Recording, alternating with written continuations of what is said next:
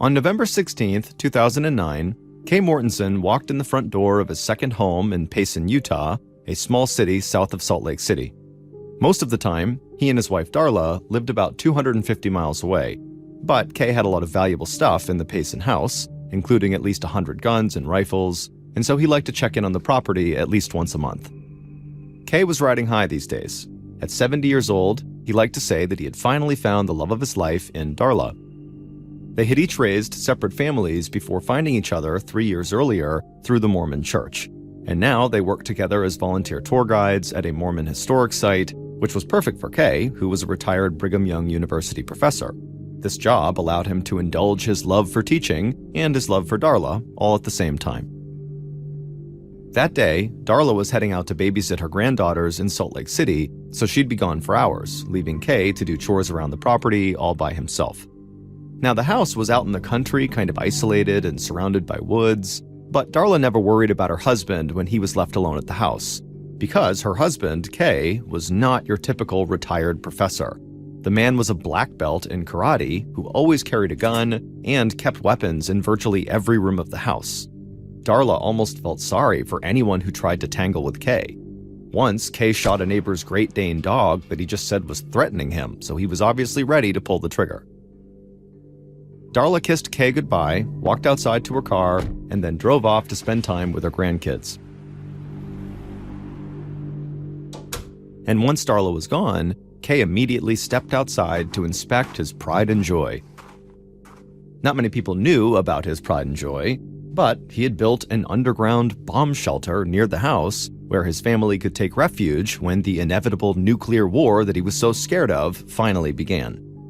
Kay had constructed the shelter to very high professional standards, including an air filtration system and enough concrete to withstand a missile blast. There was even a bathroom and a composting toilet. Kay bent down and grabbed the handle of a heavy metal door that was sitting in the ground, and he opened it up, revealing a staircase. And then he went down those stairs and through another door, where he entered into the pitch-black shelter. Kay flipped on the lights and looked with satisfaction at the contents of his hideaway. There were canned foods and bottled water stacked to the ceiling. There was a small library of classic books and magazines, and there were 20 guns with ample ammunition. When Kay flipped another switch, he heard the electric hum of the air system kicking in. Everything was the way it should be. Kay knew that some people thought he was totally a crazy extremist whenever he talked about his belief that the United States was destined to be destroyed by nuclear war with the Russians or civil war right at home. But he was in good company in Utah. When he had taken a course in disaster preparedness a few years earlier, he was surrounded by familiar faces from the area, including Martin Bond, the son of one of Kay's closest friends. They had joked that Utah might be more ready for nuclear catastrophe than anywhere else in the world. And Kay had already made a fortune by predicting America's doom. He was so sure that the US dollar would soon become worthless that he had begun investing in gold as a young man. And sure enough, the price of gold had skyrocketed over the decades, and so now Kay was a multimillionaire. It was a good thing he'd made all that money, Kay thought as he walked back to the house from his bomb shelter. His oldest child, Roger, who lived just down the road in Payson, was constantly in need of money for one thing or another. Kay loved Roger, but his son, despite being 48 years old, really couldn't take care of himself, not since he suffered a severe head injury from driving his ATV off a cliff in 1994. Ever since then, Roger had not been able to hold a steady job for very long. Kay had already put his wealth into a trust that would be divided among his 3 kids, but he knew that Roger would continue to cost him money for the rest of his days. Despite Kay's misgivings about his son, he was looking forward to seeing Roger and his wife Pam that evening. Pam had called the night before to suggest they drop by to play board games before Kay and Darla went back to their primary home 250 miles away. The couple might be needy, Kay thought, but they were loyal. They never missed a chance to see him while he was in town. But first, Kay had chores to do that would take most of the day, including getting the house ready for another snowy Utah winter. Also, the internet service was acting kind of shaky, and so he had called a tech to come take a look. So when he heard a car pulling up the driveway around 4, he thought it might be the tech guy. And when the doorbell rang, Kay opened the door without giving it a second thought. Around 5:30 p.m., so less than an hour later, Kay's son, Roger, and daughter-in-law, Pam, pulled into Kay's driveway, and they could see that Kay had company. A blue hatchback car that they didn't recognize was sitting in front of the house. Pam figured it was a handyman helping Kay with his internet problems, or maybe replacing a worn-out carpet that Darla hated. Pam rang the doorbell with a smile on her face and a pecan pie in her hand, Kay's favorite. A friend at work had given Pam the pie as a gift that morning, and all day she couldn't wait to give it to Kay. But when the door opened, it was not Kay. Instead, a man in his 20s with a blank look on his face greeted them and let them inside, saying, "Don't worry, Kay was right upstairs."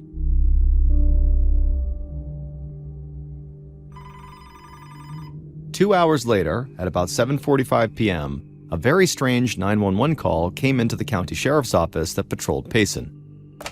When the dispatcher answered, a woman with a calm voice told her that she and her husband had just been held hostage for the last 2 hours by gunmen inside of her father-in-law's house, and now the gunmen were gone, and so they were calling the police. The caller was, of course, Pam Mortensen. But when the dispatcher asked Pam for more details, Pam couldn't seem to remember a thing. She said there could have been maybe 3 gunmen, but she wasn't sure, and then when asked what any of them looked like, she said she didn't really get a good look, but they could have been African American. Meanwhile, in the background of this call from Pam, her husband, Roger, so Kay's son, yelled out a different account. He said there were 2 invaders, and they both were white. While Pam continued talking to the dispatcher, Roger yelled out that he was going to go check on his father, who was upstairs. And so Roger ran upstairs, and then moments later, Roger came back downstairs, and while Pam was still on the 911 call, Roger would say out loud that his father was dead. The dispatcher, who heard this, said that sheriff's deputies were on their way. A few minutes later, around 8 p.m., Kay's wife, Darla, who was driving home from her day with her grandchildren, got a call from her neighbor. Her neighbor was usually a laid-back person, but now he sounded totally anxious. He told Darla that there were all kinds of sheriff's deputies at her house in Payson. The friend had no idea what it was about, but he urged Darla to be careful when she went home. Darla hung up and had a horrible thought. What if Kay shot someone? He'd always said he'd kill anyone who tried to break into their house. Maybe it actually happened. Darla then repeatedly began calling Kay's cell phone, but he didn't pick up. And so in a panic, she called a friend and explained what was going on, and the 2 women agreed to meet near Darla's home in Payson at 8:30, and they would find out what was going on together.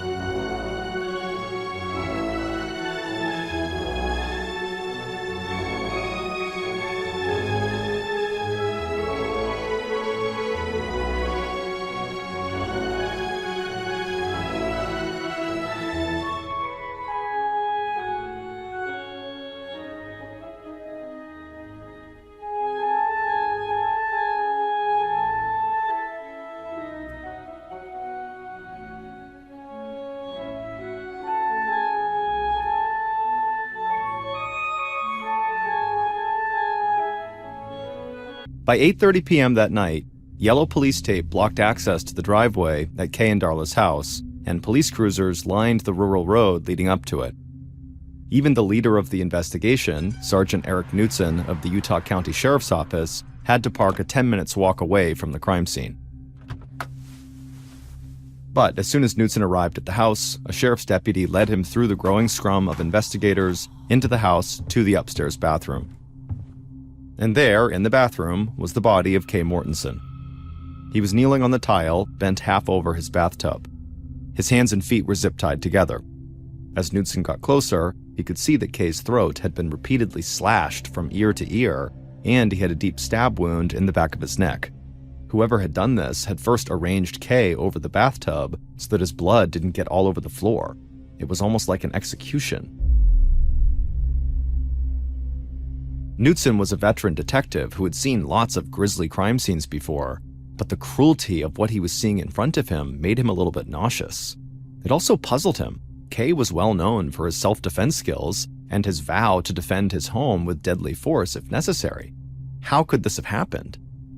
Downstairs in the living room, sheriff's deputies were trying to get more details from Kay's son, Roger, and his wife, Pam, the two who had called 911, but it was frustrating work.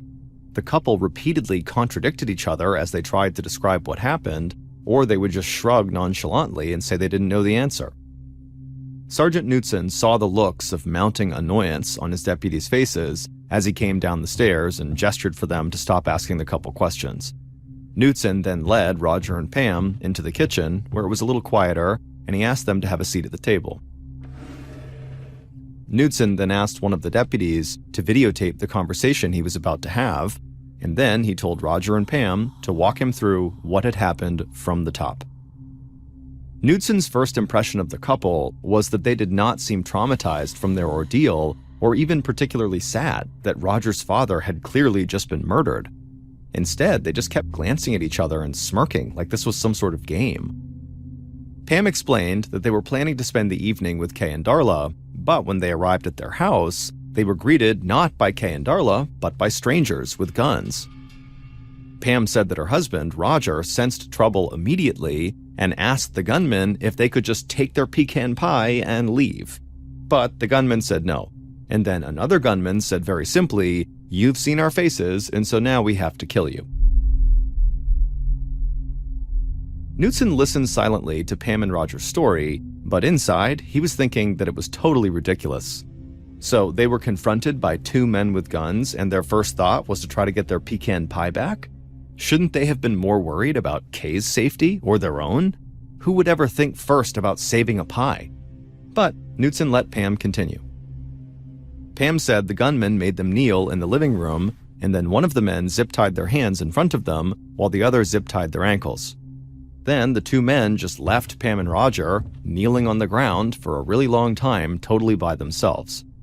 Pam said while they were kneeling there, she just prayed to a picture of Jesus that Kay had hung in the living room, as much to calm herself as it was to calm her husband.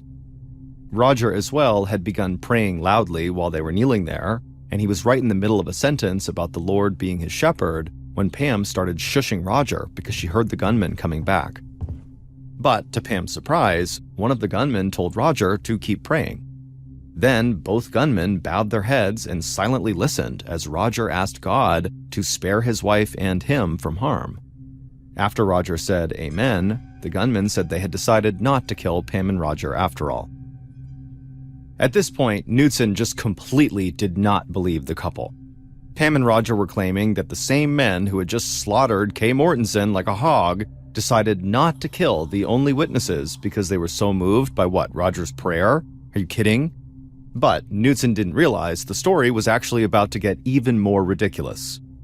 Pam and Roger continued and said that the gunmen had told them they would let the couple live on one condition. Pam and Roger should tell police that they were held hostage by 3 African-American men. That way, investigators would not go looking for the 2 young white men who actually committed the crime. One of the gunmen then took Roger's license from his wallet. If the couple told investigators what really happened, he said, they would come to their house and kill them. The couple then said they escaped from their zip ties as soon as they realized the gunmen were really gone, and then Pam immediately dialed 911. She told Knutson she had to be vague with the 911 operator about the number and race of her attackers because she was trying to tell the lie that they had demanded. But she said Roger, who was kind of yelling in the background during this call, was telling the truth. It really was 2 white men in their early 20s with black hair and maybe a mustache or a goatee. And then Pam told Knutson that Roger had run upstairs to find his father, bound hand and foot and slumped over the bathtub. Kay had bled profusely from deep wounds in his neck, and his body was cold to the touch. Roger knew immediately that his father had been murdered, and so he went downstairs and told Pam.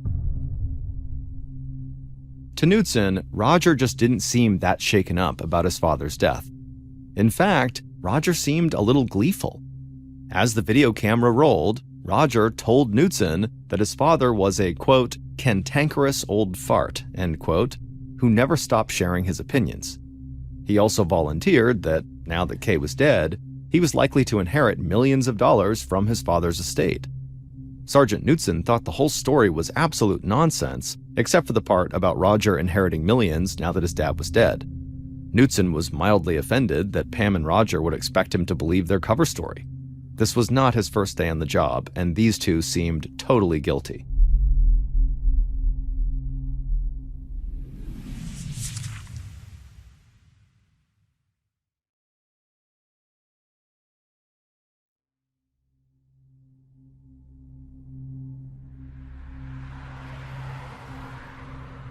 Kay's wife Darla finally reached the police tape across the driveway to her house a little after 9 p.m., feeling totally exhausted from worrying over the past hour.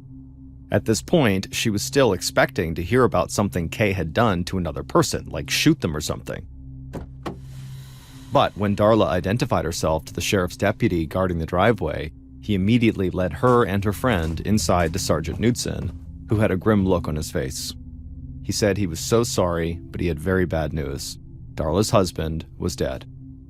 Darla immediately fell against her friend as the world that she and Kay had built dissolved in an instant. Then, out of the corner of her eye, she caught sight of her stepson Roger just standing in the corner looking beleaguered. Darla ran to him and hugged him tight as she started to weep. The two just stood there in a silent embrace for a long time. Sergeant Knudsen watched Darla as she leaned on Roger weeping, and he felt a pang of sorrow for her. But he also knew he was leading a murder investigation that just couldn't wait. If Pam and Roger were actually telling the truth, then that meant the gunmen were still at large, posing a huge threat to other people. Knudsen at this point basically did not believe Pam and Roger's story, but he still wanted to give them a chance to fully explain themselves. The stakes were simply too high to do anything else.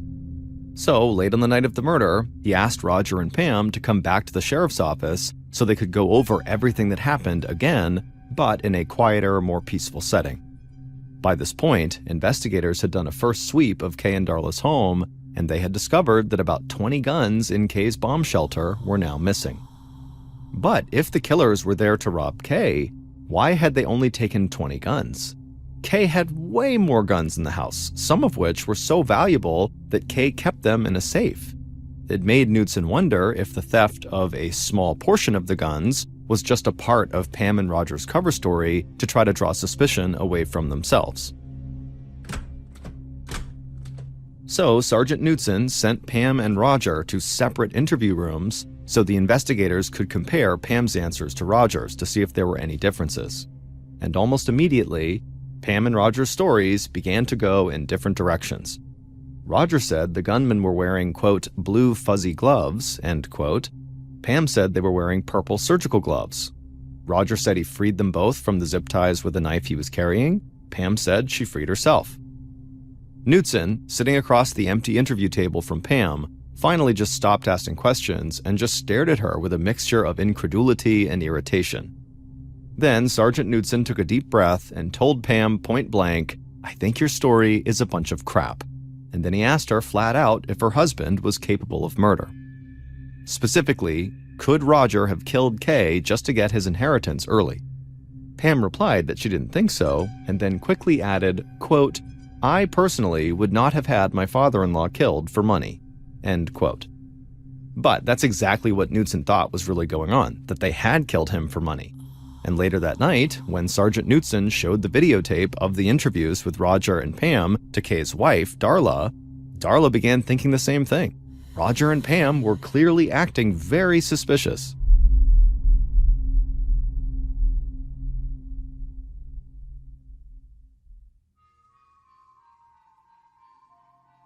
By the next morning, Knudsen and his team had figured out a few things about the death of Kay Mortensen.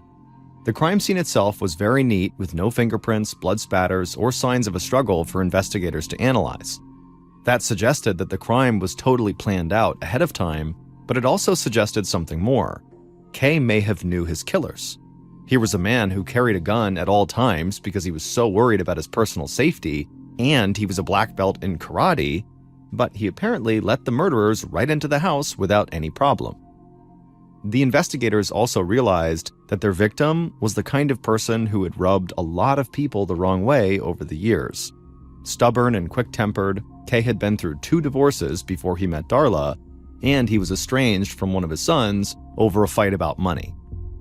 Over the years, he had fought with Brigham Young colleagues, a business partner, and of course, the woman who owned the Great Dane that he had shot. At the same time, Kay had close friends going back decades, people like Martin Bond, the other guy who was very into Doomsday prepping, as well as Martin's father, Mike, and they both lived nearby in Payson. Kay had helped them both cope with the death of Martin's older brother in 1997. Also, Kay could be very generous, loaning money to friends and family in need without really ever pressing for repayment. And so as a result, Kay had died with lots of people who owed him money. And so investigators came up with this long list of people who had something to gain from Kay's death, from revenge to debt forgiveness. But they struggled to identify anyone who would have been motivated to actually kill him. Roger and Pam suggested a guy named Mike Kipp, who apparently was so broke he had recently sold some of his guns to Kay to raise some money. And it just so happened that those were the very same guns that the gunman took from the bomb shelter. And so maybe, they suggested, Kipp just wanted his guns back. But Roger's own relatives increasingly suspected that Roger may have been involved in his father's death, and they let Knutson's team know that Roger had a history of violence. He had once aimed a gun at a vehicle full of Boy Scouts when he was riding on his ATV, and his third ex-wife had accused him of throwing her against the wall and slapping her. He had also battled a drug addiction in the years after his head injury. Roger admitted to having a troubled past, but he insisted that that was the past before he met Pam and settled down. And he loved his father. They had bonded over their love of guns and often traded weapons. He considered his dad to be his best friend and said that he gave him money anytime he asked for it, and he also helped him break his addiction to drugs, and so why would he want to kill his dad? But when Roger agreed to take a lie detector test, he failed it. The analyst concluded that Roger was trying to be deceptive. Investigators tracked down the suspect that Pam and Roger had suggested, Mike Kipp, to see if he could have conceivably killed Kay to get his guns back. But Kipp told the sheriff's deputies who came to his house that he was not at all angry at Kay. He was grateful that Kay was willing to pay him $25,000 for some 30 weapons, money that he desperately needed. He was distraught over Kay's murder, and he had witnesses who knew Kipp was nowhere near Kay's house on the day Kay was killed. Sergeant Knutson quickly decided that Mike Kipp did not kill Kay Mortensen. Meanwhile, Knutson's deputies were having a hard time confirming key parts of Pam and Roger's story about the home invaders. They couldn't find the mysterious blue hatchback that Pam and Roger said was parked in the driveway, and the two white male suspects were given such a generic description by Pam and Roger that really they could be hundreds of people. Also, Pam and Roger just consistently behaved like they were hiding something throughout the entire investigation, even before they had struggled with the lie detector tests. Knutson and his boss decided it was time to turn up the heat on the couple to see if they would crack. The sheriff's deputies still had no direct evidence that the couple actually harmed Kay or hired others to do it for them, but Knutson just felt like it was a matter of time before they confessed. On February 2nd, 2010, more than 10 weeks after Kay's murder, the sheriff's office announced to the media that Pam and Roger were persons of interest in Kay's murder. Investigators filed a court document laying out the inconsistencies in the couple's statements about the day of the murder and pointing out that Roger had a criminal history that included both violent threats and theft. Roger had been found guilty, but mentally ill, by a jury for stealing tools from the hardware store where he worked. A judge sentenced him to 45 days of home confinement, saying his depression was not an excuse for criminal behavior. The sheriff's office also complained that Pam and Roger had stopped cooperating with the investigation. Basically, investigators had stopped just short of actually saying that Pam and Roger were the murderers. Pam and Roger were now totally isolated. The entire Mortensen clan believed they were the murderers, except for one of Roger's aunts. However, she didn't think they were innocent.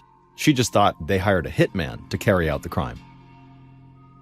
Over the coming months, detectives would pore over every detail of Pam and Roger's life, while county prosecutors convened a secret grand jury to determine whether the evidence was enough to put the couple on trial.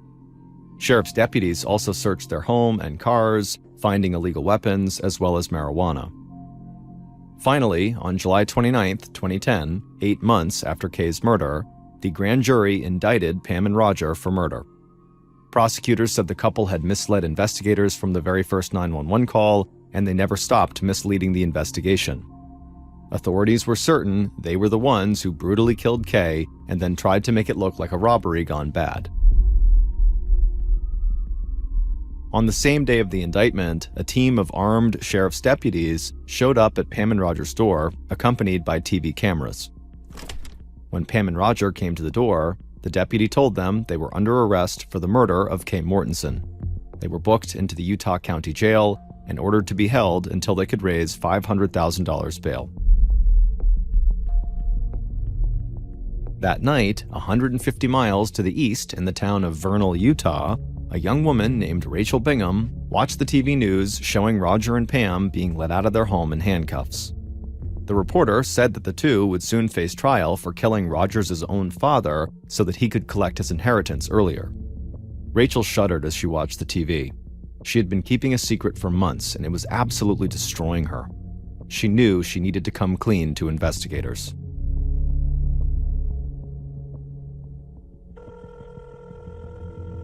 A couple of days later, on July 31st, Rachel finally got up the courage to call the Utah County Sheriff's Office.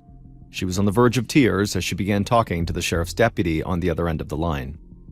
She told them that she had been withholding vital information about the Mortensen murder since March and had been trying to block the whole tragedy from her mind as the case against Pam and Roger progressed. But when she saw on TV that the couple was about to be tried for murder, Rachel said she just could not remain silent any longer. Rachel explained that she had just divorced her husband, who happened to know a lot about the Mortensen murder. Rachel didn't talk to her ex anymore, but right before their divorce, when they were still trying to work things out last March, he had told her that he really needed her help. Then he let her in on a huge secret. He said he knew who killed Kay Mortensen, and he even had the evidence to prove it. He had the guns that had been stolen from Kay's bomb shelter. But Rachel said her ex-husband feared that the killer was going to find the guns unless he found a new place to hide them, and so this was why he needed Rachel's help. And so, against her better judgment, Rachel had rented a U-Haul truck, and then she and her ex-husband had filled it with those 20 guns that had been stolen from Kay. Then, early on March 31st, the two drove into the desert near Vernal with their young son sitting in between them. Eventually, Rachel's ex directed Rachel into a wilderness park full of cliffs up to 100 feet high. Then the three of them walked down a trail into the woods until Rachel's ex-husband picked a secluded spot and began digging a hole to bury the guns in. After her ex-husband had tamped down the freshly overturned soil with a shovel and covered it with branches, he made Rachel promise not to tell anyone about the weapon stash. Otherwise, her ex-husband said, his life could be in danger. And so Rachel had kept her word until now. The deputy asked Rachel to please come into the sheriff's office for a formal interview. Rachel wiped away her tears and said she would. She had no choice. And so, the next day, Rachel drove to the sheriff's office in Provo, Utah to meet with Detective Knutson and his team, and as soon as she was settled down on a couch in front of the video camera, she began talking.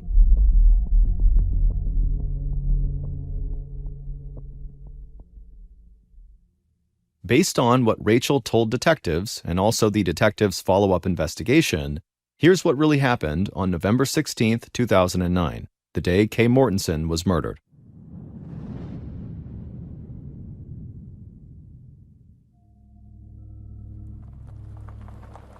At about 5 p.m., the two killers pulled into Kay Mortensen's driveway inside of a blue hatchback vehicle.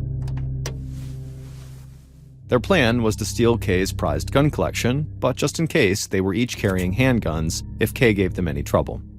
But their motive was definitely robbery. The ringleader of this duo had serious money problems, and his sidekick could use some cash too. When the killers rang the doorbell, Kay instantly recognized the leader as someone who had been inside of his house many times, and so naturally he invited the pair into the house without any hesitation. The ringleader felt a surge of excitement as soon as they stepped through the door. His plan was actually working.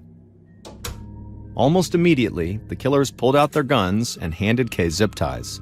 They told him to bind his own wrists. Kay had seemed both surprised and annoyed to be treated so rudely by a friend, but he did as they asked. He then pointed out that his wife would be home soon, so they didn't have much time for whatever it was they wanted to do. The men said nothing in return and just put on latex gloves to make sure they did not leave behind fingerprints. Once their gloves were on, they told Kay that they wanted to know where to find his gun collection. The ringleader said he knew that Kay had scores of weapons, including very valuable antiques, so where were they? Kay directed the men to the guns in his bomb shelter without telling them about a much larger and much more valuable collection he kept inside of a safe. Even with guns pointed at him, Kay did not want to give up his best weapons. But the killers didn't question Kay, and instead, they took all the guns from the shelter and loaded them into the blue hatchback. But then, the home invasion took a dark turn. After loading all of the guns into the hatchback, the two killers went back inside the house, they grabbed Kay, and began walking him towards the stairs that led to the upstairs bathroom. As they passed through the kitchen, the sidekick happened to grab a butcher's knife. Now, the ringleader had not planned to kill Kay. But for some reason, after the sidekick had grabbed the knife and clearly showed he was going to use it on Kay, the ringleader just kind of went along with it. And so the two killers just walked Kay up the stairs into the bathroom, and they forced him over the side of the bathtub so his torso was kind of hanging in the tub and his legs were out. And then one of the two killers took the knife and began sawing at the front of Kay's neck. And as they did this, Kay began screaming in pain, and then after sawing away at his neck for a while, one of the killers took the knife, raised it high into the air, and then plunged it straight down into the back of Kay's neck. A blow he had seen used before in gladiator movies. Kay's body had barely gone limp when the killers heard the front doorbell ring. The sidekick got down to the door first, and he let Pam and Roger into the house as the leader was coming down the stairs as well. The sidekick then calmly told the couple that they were going to kill them. Roger immediately started crying, but Pam, she stayed cool. The killers zip-tied Pam and Roger's wrists and ankles and then left them kneeling in the living room for 45 minutes while the killers cleaned up the crime scene. But when they returned, Roger was praying aloud and the gunman stopped and quietly listened. The ringleader told his accomplice that there could be no more killing today, and the two men agreed to let the couple live as long as they blamed the crime on 3 African-American men. It would turn out Pam and Roger had actually been telling the truth the whole time. Then the two killers drove away from the scene with their stash of guns. They went out into the desert and buried them, figuring they would sell them when publicity about the murder died down. But as the investigation went on for months and months, the ringleader started to worry that his accomplice might turn the weapons into authorities and try to pin the murder on him. That's why he had asked Rachel to rent the U-Haul in March. The ringleader of the crime was Rachel's ex-husband, Martin Bond, whose father happened to be a dear friend of Kay Mortensen. 22-year-old Martin had been to Kay's house from time to time since he was a little boy, and he had bonded with Kay as an adult when they both took an emergency preparedness course together. Bond insisted to his ex-wife that he had only planned to rob Kay, not kill him, and that he had been powerless to stop his 22-year-old accomplice, Benjamin Reddig, from slaughtering Kay. In the end, the partners in crime turned on each other. Reddig claimed the whole crime was Bond's idea. Reddig said Bond had first told him about the robbery plan the day they actually carried it out, and he also insisted that Bond was the one who actually killed Kay. Reddig pleaded guilty to murder and was sentenced to 25 years to life. As for Bond, he claimed he was innocent, but a jury convicted him and sentenced him to life without parole.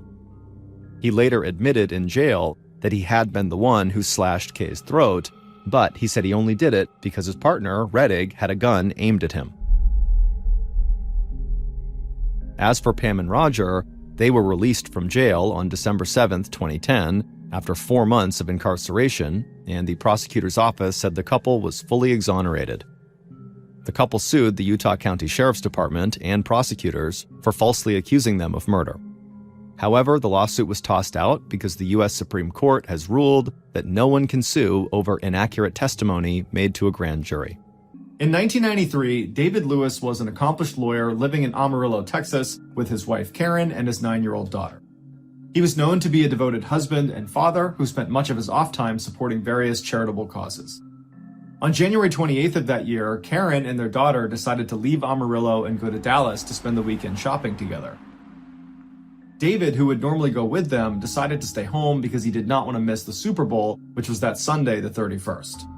So Karen and their daughter left, and then a couple of days later, on the 31st, they returned to Amarillo, and they actually got back to their house right after the Super Bowl had ended. And so they anticipated going into the house and finding David either cleaning up after himself or maybe watching the post-game. But when they walked in, the TV was still on and turned to the channel the Super Bowl had been on, but David was nowhere to be found. Karen noticed that the VCR was actually still recording. David was known to record all major sports games and watch them again, and so clearly he had not turned off the recording. As Karen walked around the house yelling for her husband, she wasn't that concerned. She figured he must have stepped out or something, but she went into the kitchen and she opened up the fridge and she found there was a plate with 2 freshly made turkey sandwiches on it, which was a sandwich David would often make. And she thought that was pretty weird that he would have made them and then let them sit inside the fridge. And so she closed the fridge and turned around, and on the counter in the kitchen was his wedding band and his watch.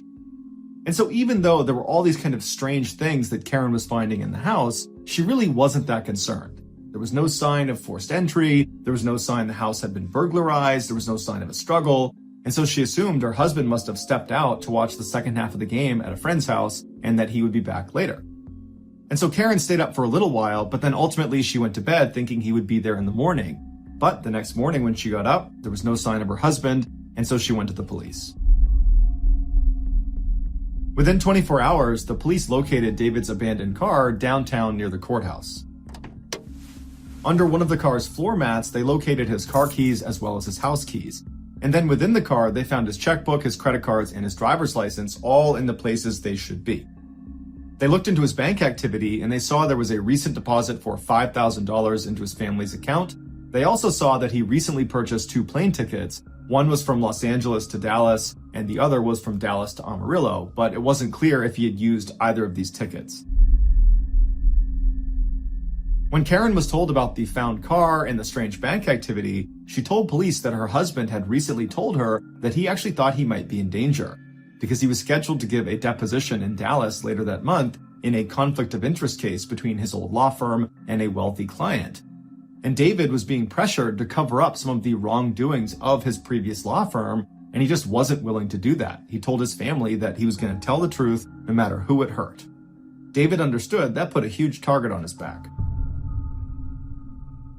While police were certainly intrigued at this new information, they didn't have any evidence to support the idea that someone was actively trying to silence David. It was just a conspiracy. And so for 11 months, they looked for new leads and new information, but nothing came out, and David never popped up. He never called home. There was no sign of him. And so after 11 months, the police decided that David must have left of his own accord and that there was no foul play here, and so they closed the case. And after that, David's family unfortunately just had to accept the fact that he was gone and that more than likely no one was ever going to find him again. But in 2004, a state trooper in Washington state was on the internet just researching unsolved mysteries, and he came across a picture of David Lewis. And immediately he recognized that he looked exactly like an unidentified victim of a hit-and-run case he covered back in 1993. And so he pulled up the details of this hit and run, and he found the victim had been struck a day after David Lewis had gone missing. When this John Doe got hit, he was dressed head to toe in military clothing, he had no bags, he had no ID, and he was walking aimlessly down Highway 24 in Washington state, so 1,600 miles away from Amarillo, Texas, where David Lewis had gone missing. But despite the enormous distance between these two events, this trooper was convinced David Lewis was this John Doe. But as he's looking at the picture of David Lewis, he realizes he has glasses, and he didn't think the John Doe was wearing glasses. But just to be sure, he checked the belongings list of the John Doe, and it said he did have glasses. and it was the exact same kind that David was wearing in the picture. And eventually, DNA would confirm that David Lewis was the John Doe. Now, this solved the mystery of where David Lewis went, but it did not solve the mystery of why he went there.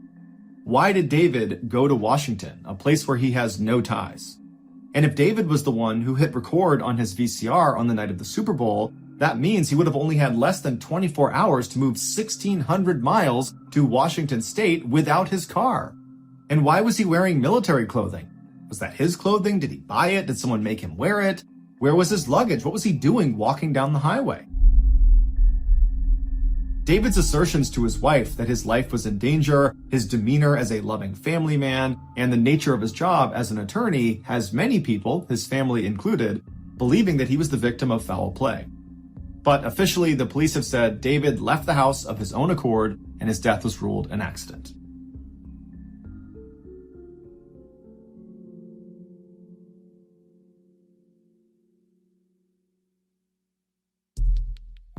Our next story is called Single Blow.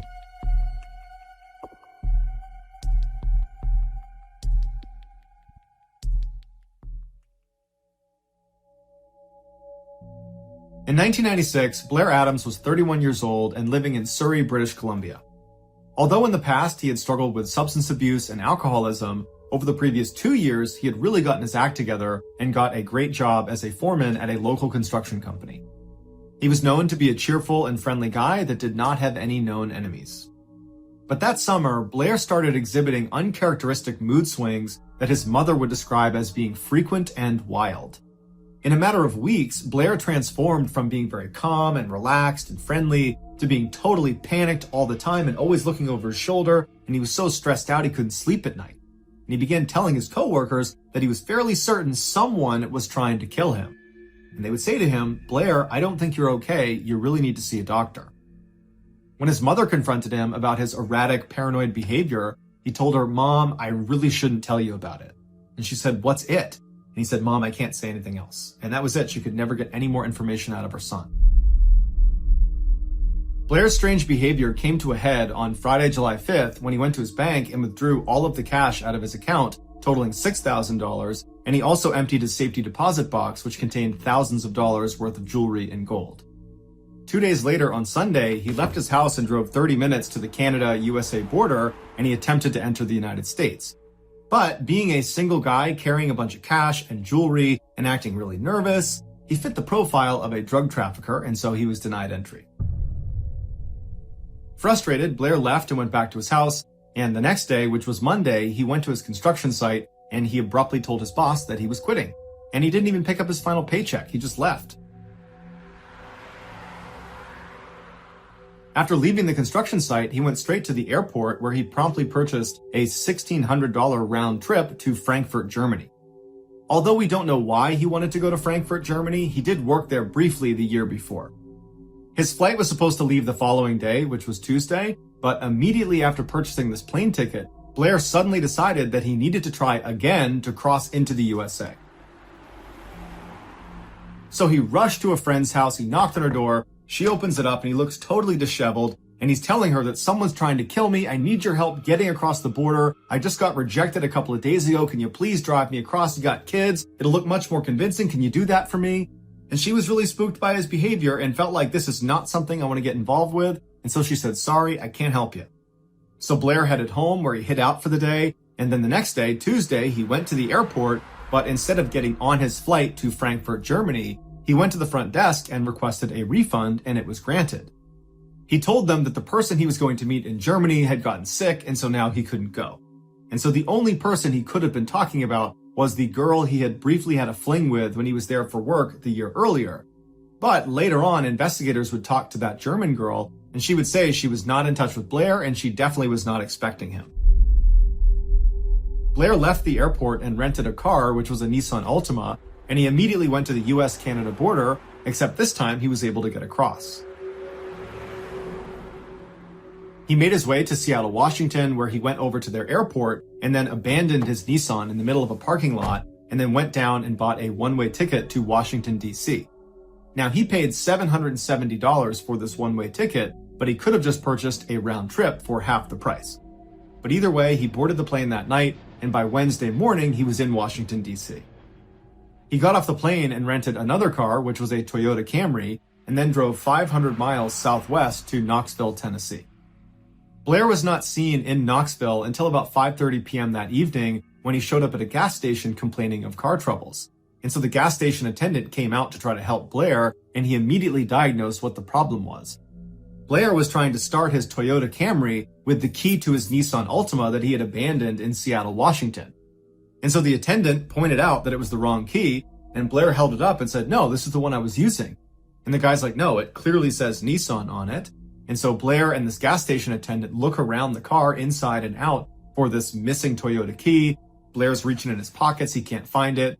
Blair ends up calling the rental company, but they wind up being closed. And so the gas station attendant says, "Unfortunately, we're going to have to tow your car, but I'll give you a ride to a nearby hotel."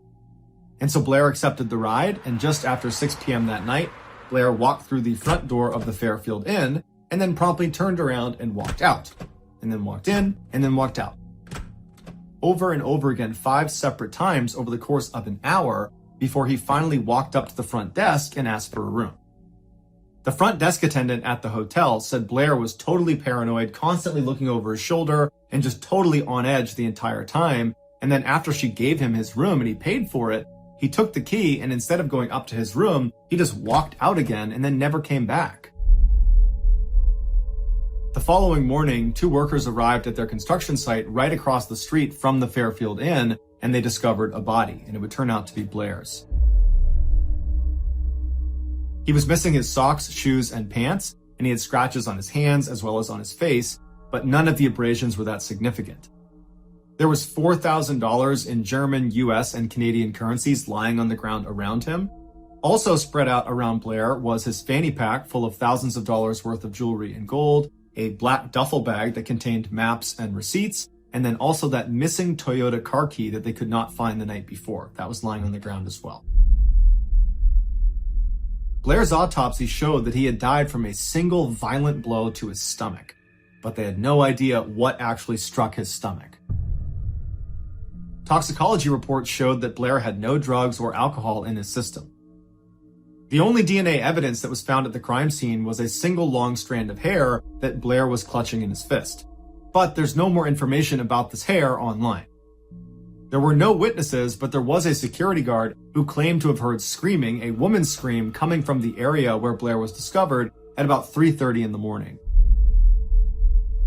The only lead police had was the sketch of this guy that apparently people had seen Blair talking to outside of a Cracker Barrel restaurant right after Blair had left the hotel. But police were never able to identify this man. Investigators were baffled. Was Blair telling the truth that someone had been trying to kill him for weeks leading up to his death and they finally caught up to him? And if so, why didn't he tell authorities? Or was Blair delusional and he just happened to run into another killer when he was in Tennessee? Unfortunately, we still have absolutely no idea.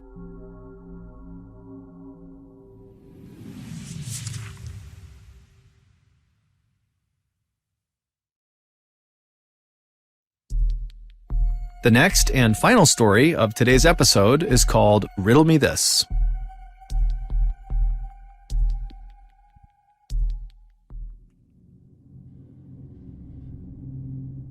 At around 5 o'clock in the evening on June 25th, 1999, a man named Ricky McCormick stumbled into an emergency room in St. Louis, Missouri, with his hand over his chest, complaining that he couldn't breathe. He said he had asthma, and earlier that day he had been cutting the grass, and so maybe that had caused a flare-up. But either way, here he was in a lot of discomfort saying, I need help. Ricky was 41 years old, and for his whole life, he had had heart and lung problems, and so him arriving in this state in the ER was actually not all that uncommon for him. And so this hospital did what they did with anyone who came in complaining that they couldn't breathe. They immediately took Ricky to a back exam room, and they hooked him up to all these monitors to make sure his heartbeat was steady and that his oxygen levels were plenty high. And once Ricky was in the exam room getting hooked up, he started acting really agitated, and he kept looking around the room like he was scared that someone was going to jump out at him. And he was also sweating profusely, and whenever he did speak, He spoke so quickly, no one could really understand him. But despite Ricky's odd behavior, the heart monitor showed his heart was beating steadily, his oxygen levels were perfectly fine, and when the doctor came in and examined Ricky, even though he clearly saw that something was off about Ricky, there wasn't any sign that there was anything physically wrong with Ricky.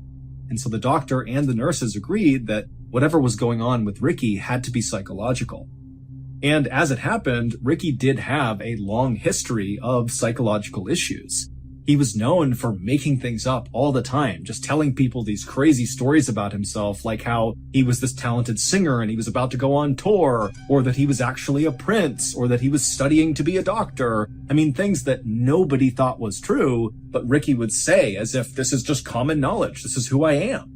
And so Ricky's family for the longest time had just assumed that Ricky was either bipolar or maybe schizophrenic. Those are both serious mental health disorders that totally disrupt normal thinking. But Ricky, despite being encouraged by his friends and family to go get help, never got help for any of his psychological issues.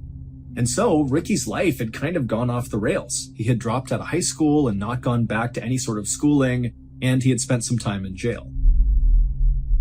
Now, Ricky was living in a low-income, very dangerous part of St. Louis, which is a big Midwestern city on the Mississippi River that in 1999 had a very serious issue with gang violence.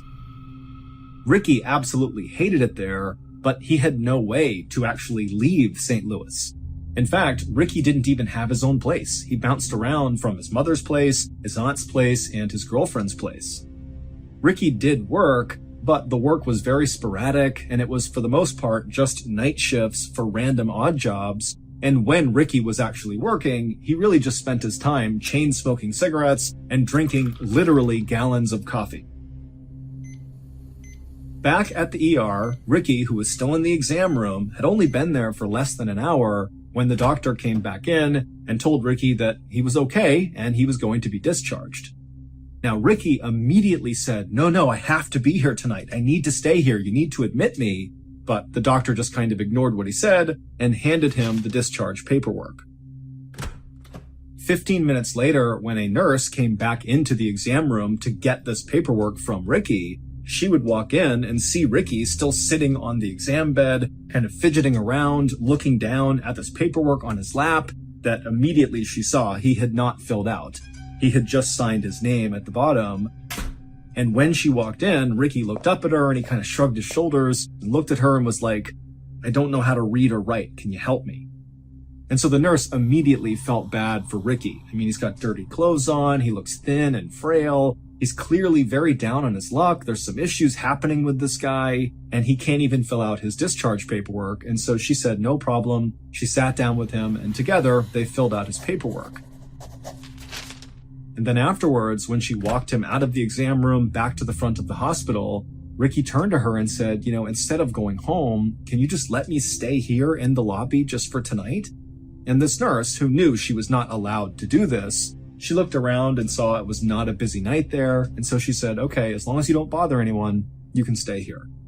And so Ricky thanked her repeatedly and then walked over to the corner, kind of far away from the front desk and far away from the front door. And he sat down and folded his arms, and then he just stared at the front door. And so this nurse assumed that Ricky actually must be homeless, especially based on, how he came in and how he was acting. And so she figured, he needs a place that's warm to stay tonight. And so the nurse went back to her station, and over the course of the next several hours, she would periodically look out into the lobby, expecting to see Ricky kind of curled up asleep in the corner.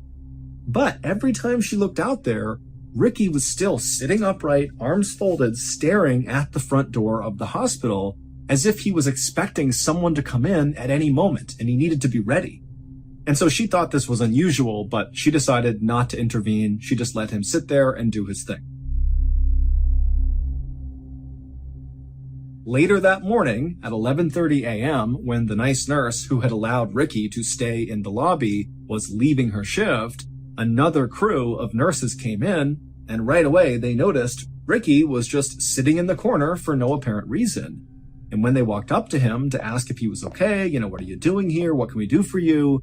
Ricky, instead of trying to talk to any of these nurses, just got up and walked out of the hospital. After leaving the hospital, Ricky walked to a nearby payphone and he called his girlfriend, Sandy. And when Sandy picked up the phone, she immediately recognized her boyfriend's very familiar voice, but she also picked up that he sounded really tired and kind of out of it. And so when she asked him, are you okay? What's going on? Ricky would tell her that he had just spent the night in the hospital. But he didn't clarify that he had spent the night in the lobby of the hospital, not admitted as a patient at the hospital.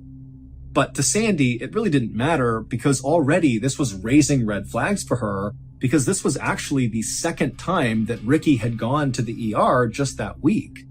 Just a few days earlier, Ricky had been released from a different hospital in St. Louis after telling doctors there that he had had these chest pains and he couldn't breathe. And so he had been admitted for a couple of days, but ultimately they determined that there really was nothing wrong with him. And they too believed whatever was happening with him had to be psychological. And so he had been released. Additionally, Sandy had been growing increasingly worried about Ricky because over the last several weeks, Ricky had begun acting really paranoid to the point where anytime he was in her apartment and somebody outside the apartment just walked down the hallway, Ricky would jump as if he was worried whoever was out there was going to barge in at any moment. But whenever Sandy asked Ricky, what's going on? Why are you so paranoid? He refused to elaborate. So, feeling very concerned about Ricky, on this phone call, Sandy would say to Ricky, please come to my apartment and let me take care of you. If you're not feeling well, I'll make you feel better. Just please come to my apartment right now. But Ricky said no, he did not want to go to Sandy's apartment. He told her instead he was going to walk to a nearby gas station to get a bite to eat, and then afterwards he would give Sandy a call. And so the two of them agreed to this plan. They hung up. But then Ricky did not call Sandy later. A worker at the gas station where Ricky said he was going would later tell authorities that Ricky did come into the gas station and he got a hot dog on that day, the 26th. And then the next day, this same worker said, yep, we saw Ricky again on the 27th. He came in here, he got a bite to eat, and then he left. But after that, nobody saw Ricky. Not his aunt, not his mom, not his girlfriend. He didn't show up in any other emergency rooms in Missouri. He just disappeared. On June 30th, so 3 days after Ricky was last seen at this gas station, a woman was driving her car 20 miles north of St. Louis on this highway when she looked out into this cornfield that butted up against the highway, and she saw kind of in the middle of it was this dark shape that looked totally out of place. And so she was intrigued enough that she actually pulled over on the road, she got out, and began walking into this cornfield to see what this thing was. And when she got up to this thing and saw what it was, she froze in horror, and then she screamed, turned around, and ran back to her car, and she flew to the nearest gas station. She grabbed a payphone, and she called 911.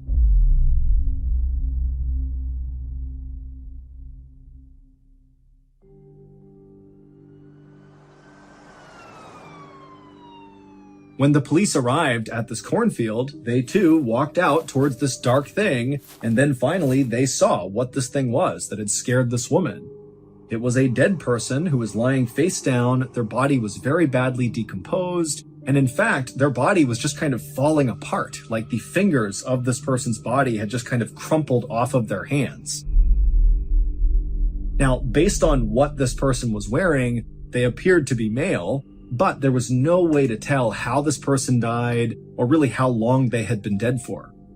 But despite the advanced decomposition, authorities were able to get a good fingerprint, and it would turn out that this body belonged to Ricky McCormick.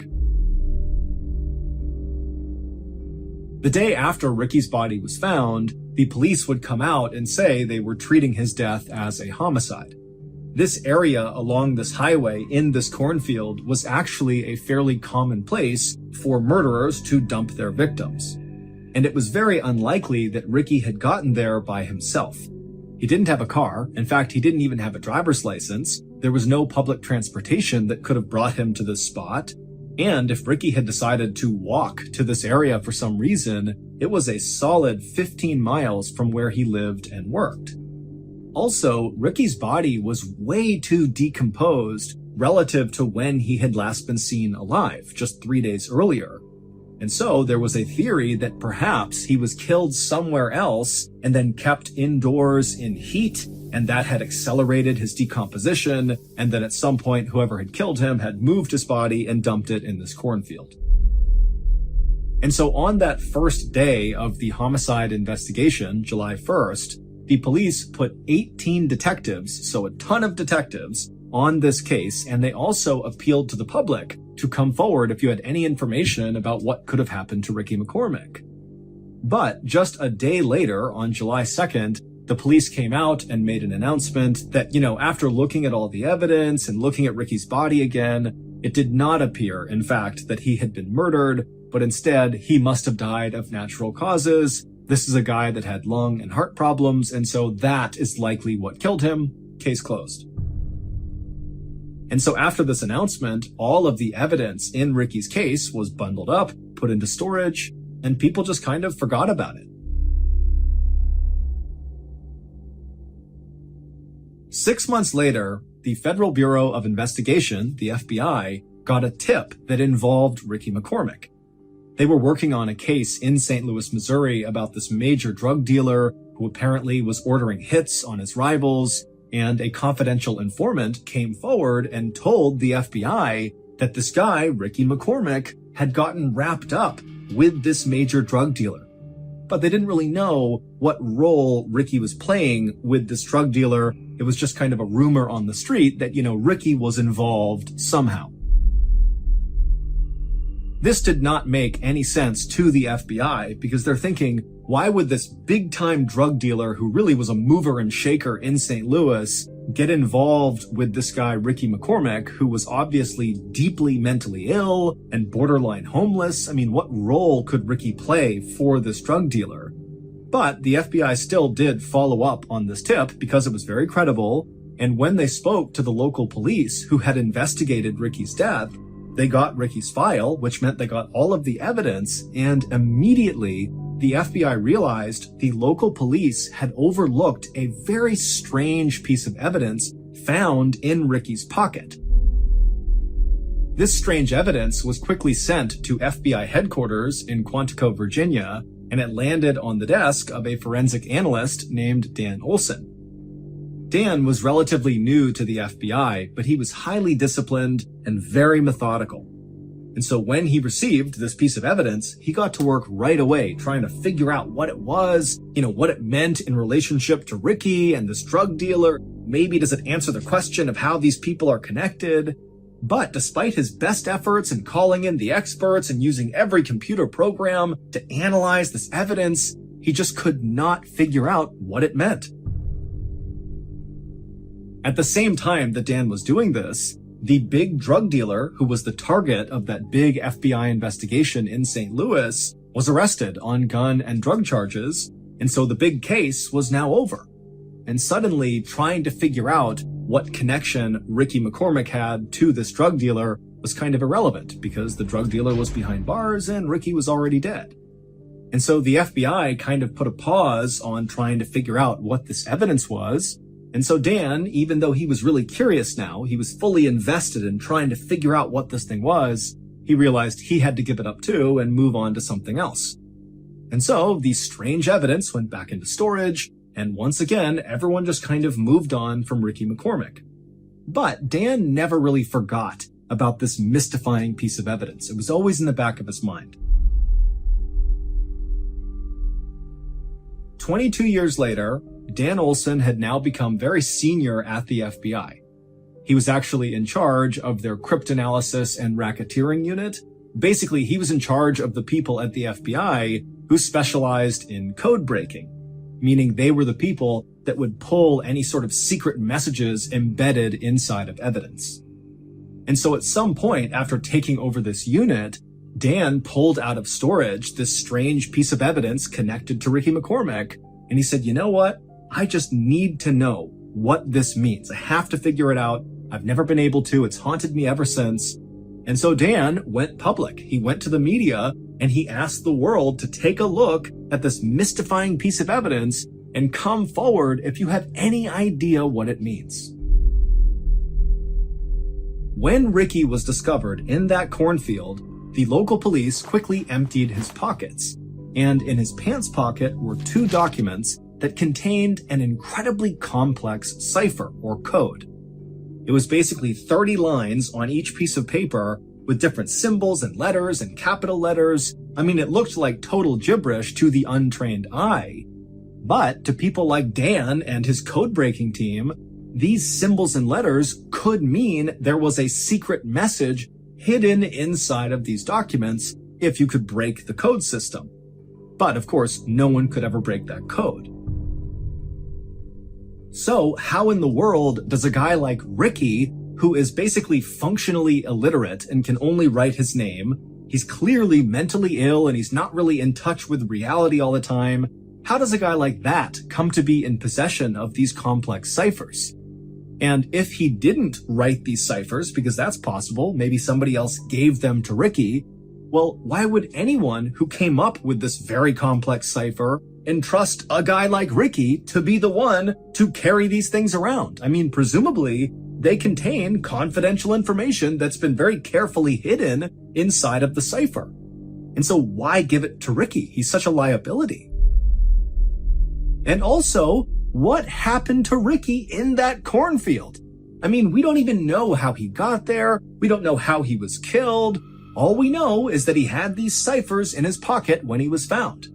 And so many people believe, including law enforcement, that the answer to, what happened to Ricky and what was his connection to this drug lord in St. Louis, if any, or, what was he up to, will all be solved if we can just figure out what these 2 ciphers mean.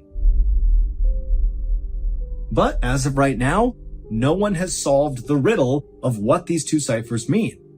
All we know is that Ricky McCormick, a couple of weeks before he died, became increasingly paranoid and was so scared of someone or something that he was likely running into these hospitals just to hide out.